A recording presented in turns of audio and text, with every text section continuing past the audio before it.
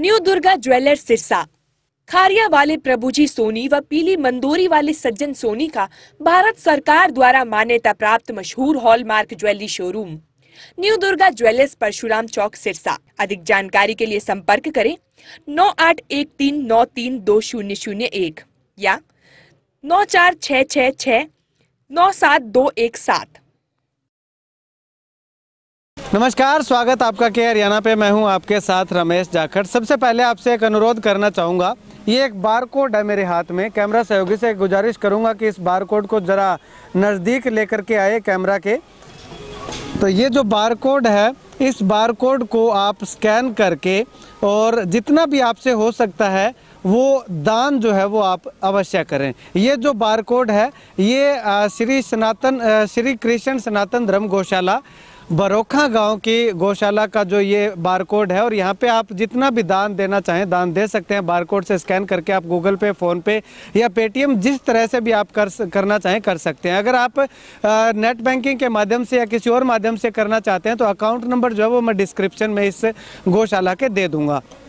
तो अब यहाँ पे आने का मेरा मुख्य मकसद क्या है वो मैं आपको बताना चाहूँगा कि शहीद भगत सिंह उधम सिंह, माफ़ कीजिएगा, शहीद उधम सिंह हैंडबॉल एकेडमी का आज स्थापना दिवस है। ये वही एकेडमी है जिसने गांव के दर्जनों युवाओं को नौकरी दिलवाने का काम किया है। हैंडबॉल खिला करके स्पोर्ट्स कोटा में गांव के दर्जनों युवक जो है वो नौकरी लगे हैं, जॉब में लगे हैं और सेना में लगातार कार्यरत हैं। तो उस एकेडमी का स्थापना दिवस है और उस एकेडमी के ये जो बच्चे हैं, आप देखिएगा, ये खिलाड़ी जो हैं, ये ऐसा नहीं है कि ये पहली बार इस गौशाला में आकर के अपनी सेवा दे रहे हैं।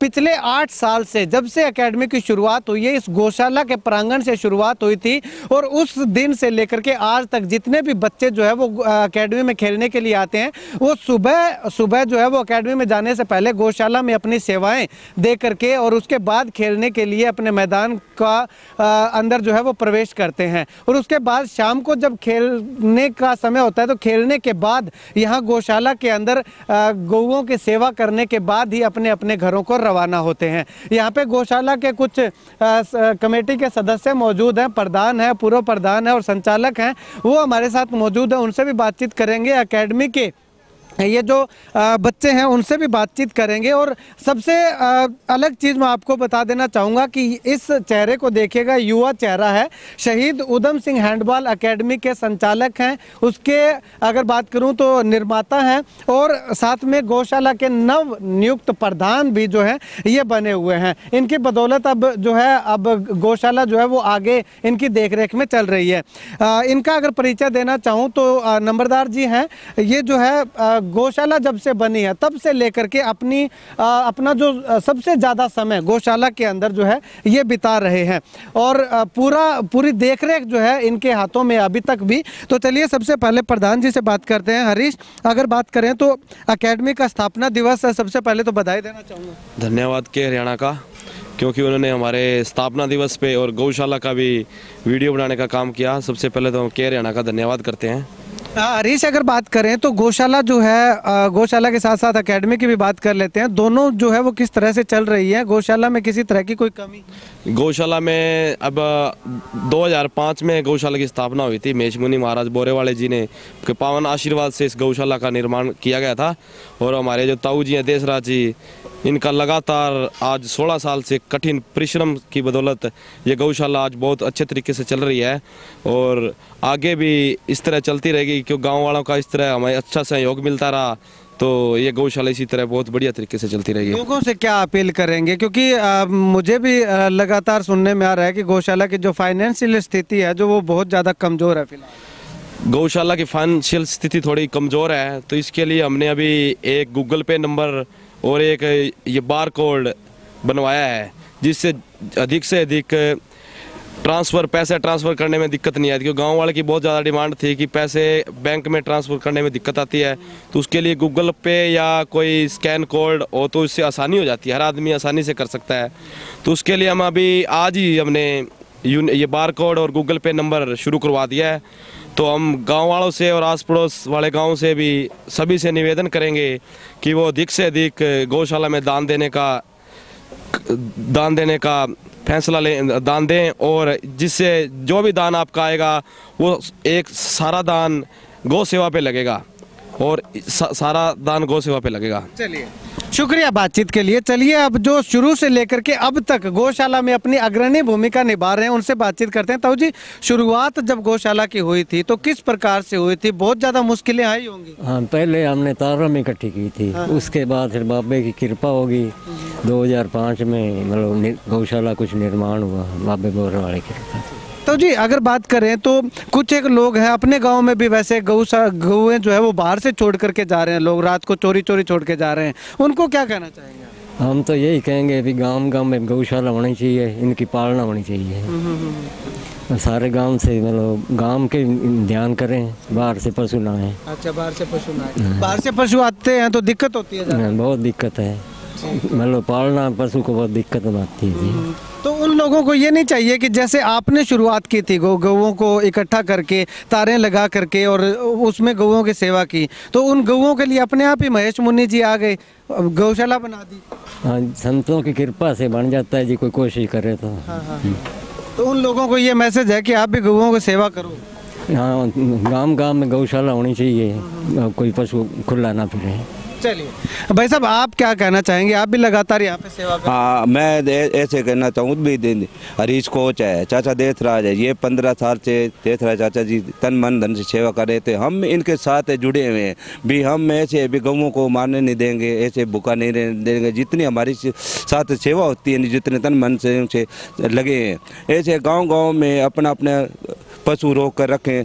तो कोई सरकार के पास जाए या कोई विधायक के पास जाए तो हमारी कोई सुनाई होए भी, गाँव रात को छोड़ जाते हैं। दड़बी है, बरवाड़ी है, संगर है, बड़ा झंडा है, पनियारी है, ऐसे गाँव में गौशाला नहीं है तो गाँव में इधर उधर से छोड़ जाते हैं। कितने पशु हम गाँव भरोका में गौशाला में डांटेंगे? पशु तो बहुत जाता है। आजकल सर्दी का टाइम है, गाँव कुत्ते खा जाते हैं, उनकी रोकथाम नहीं। तो गौओं को भी ऐसे है भी, दूध पीकर या बोझ होकर पशु छोड़ना माँ पाप है।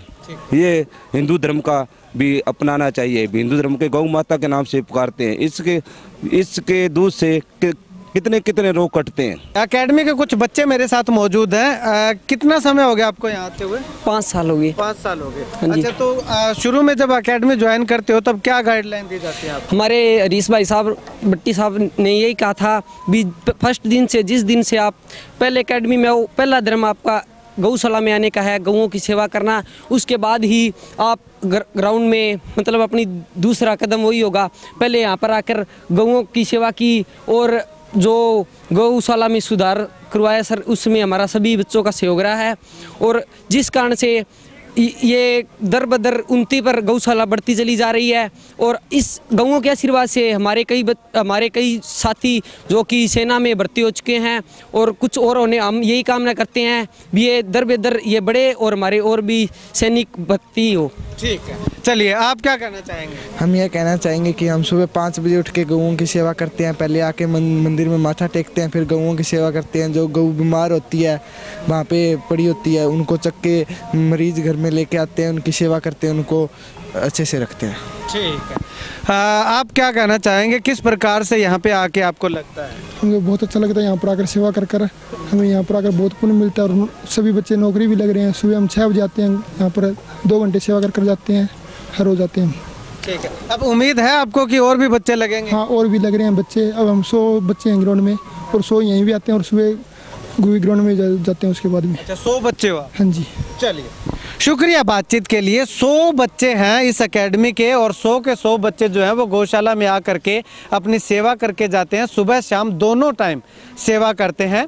और ऐसे में अगर बात करूं तो कुछ एक लोगों को एक अनुरोध भी करूंगा कि जो लोग गौशाला के नाम से यहाँ पे गौएं जो छोड़ के जाते हैं, उन लोगों से अनुरोध है कि गौएं जो है वो दूसरे गांव के अंदर ना छोड़ें। अगर आप के गांव के अंदर गौशाला नहीं है तो ऐसे दान करने वाले दानी सज्जन बहुत ज़्यादा हैं। आप एक बार प्रयास कीजिएगा। जिस प्रकार से खुइया नेपालपुर गांव के अंदर लोगों ने प्रयास किया तो उस गांव के अंदर गौशाला बन गई। तो आप भी अगर तारों की चारदीवारी करके अगर आप वहाँ पर गौओं को रखेंगे तो उसके बाद कोई दानी सज्जन ऐसा मिल जाएगा, संत महात्मा आपके पास खुद चल के आ जाएंगे कि आपको गौशाला बनवा दी जाएगी। ऐसे में ये गौशाला अगर मैं बताना चाहूँ तो ये 15-16 साल जो है हो चुके हैं इस गौशाला को बने हुए। इससे पहले यहाँ पे तारों की बाड़ बना करके गऊओं को उसके अंदर रखा जाता था और गऊओं की सेवा की जाती थी। तो गऊओं की इस सेवा भावना को देख करके शायद वो भगवान के ही अगर मैं कहूँ तो दूत होंगे जो यहाँ पे श्री श्री 1008 महेश मुनि जी महाराज बोरेवाले के नाम से जो मशहूर हैं, वो यहाँ पे आए। उनके पावन चरण जो है वो यहाँ पे पड़े और इस भव्य गौशाला का जो है वो निर्माण करवा दिया गया। तो ऐसे में आपसे भी अनुरोध है कि आपके गांव में भी गौशाला बना दी जाएगी, लेकिन आपके जो हौसले हैं, इरादे हैं, वो बुलंद होने चाहिए।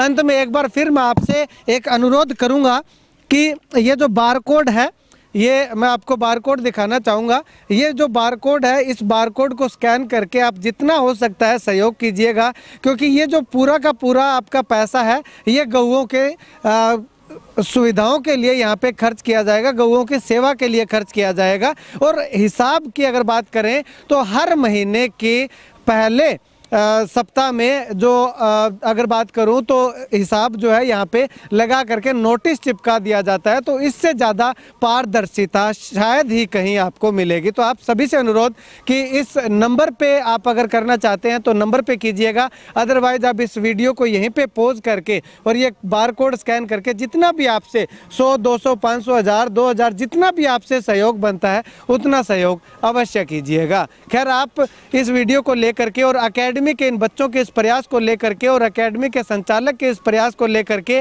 गौशाला के जो शुरू से संचालक रहे हैं, शुरू से केयर टेकर रहे हैं देशराज नंबरदार जी, उनके प्रयास को लेकर के क्या कुछ कहना चाहेंगे कमेंट सेक्शन में कमेंट करके ज़रूर बताइएगा।